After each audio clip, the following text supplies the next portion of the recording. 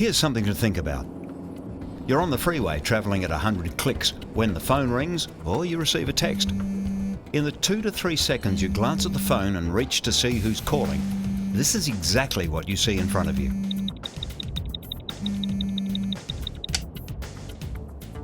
In that time, your vehicle has travelled well over 60 metres, about 2/3 the length of an average soccer pitch. Those precious seconds are all it takes for the car in front of you to brake suddenly or your vehicle to swerve into the next lane. What if you're at the wheel of an EWP on a country road doing 80 k's or more?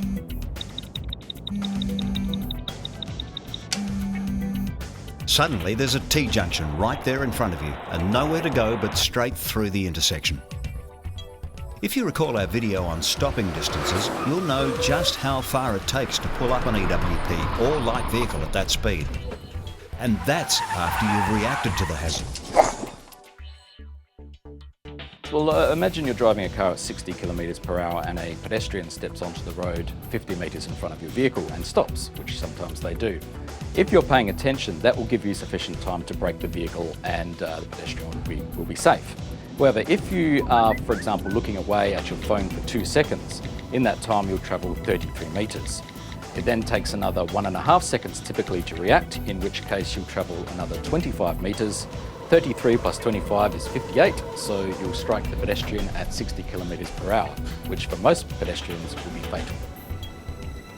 It would be pretty safe to say there'd be few drivers who can claim they haven't had a close call as a result of being distracted either by a phone, tuning the radio or sipping on a coffee. And then there are those who weren't so lucky. This is the scene from a recent fatal incident in the southeast. The driver of a ute admitted that he was distracted by his GPS when he ran an intersection and killed 4 people. He was convicted of manslaughter and jailed for 2 years. The dashcam unit captures the last few seconds as his vehicle approaches the T-junction.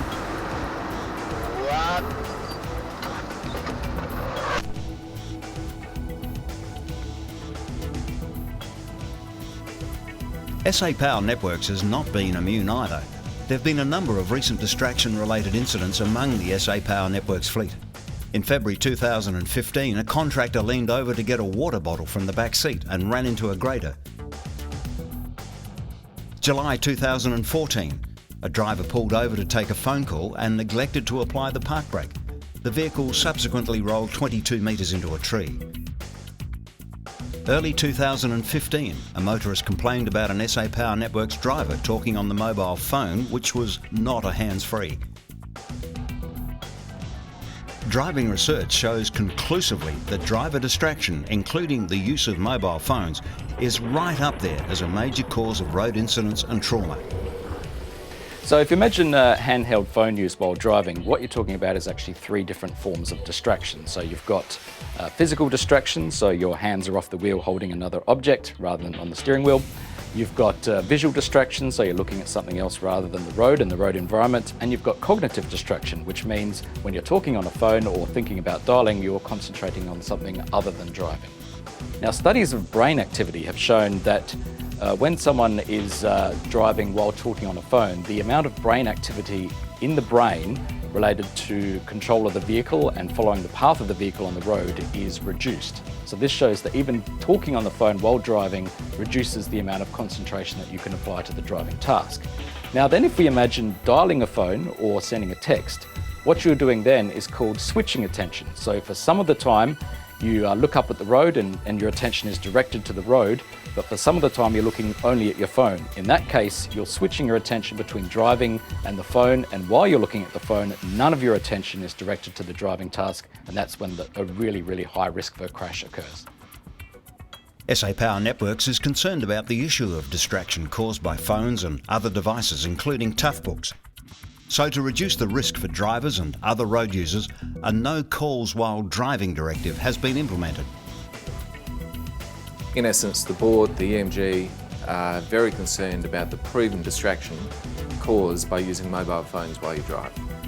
Research is showing that if you are talking on the mobile phone while you're driving, you're 4 times more likely to have an accident. And that's just an unacceptable risk. It's a risk to our drivers, passengers, members of the public. The aim of the directive is to minimise distraction for drivers. So use of mobile phones for GPS, satellite navigation, for music playing, for emailing, for texting, it's against the law, so just don't touch your phone while you're driving. In addition though, what the directive is asking, what the EMG are asking, is that if you receive an inbound call while you're driving, even through a Bluetooth enabled car kit or a Bluetooth device, ignore the call. That's a key important feature, ignore the call. If you really must take the call, pull over where it's safe to do so, put the vehicle into neutral or park, put the handbrake on and take the call. A good rule of thumb every time you get in a vehicle: leave the phone alone, don't be tempted. You don't want these guys responding to your call or text. If you'd like more information, a copy of the directive is available on the intranet.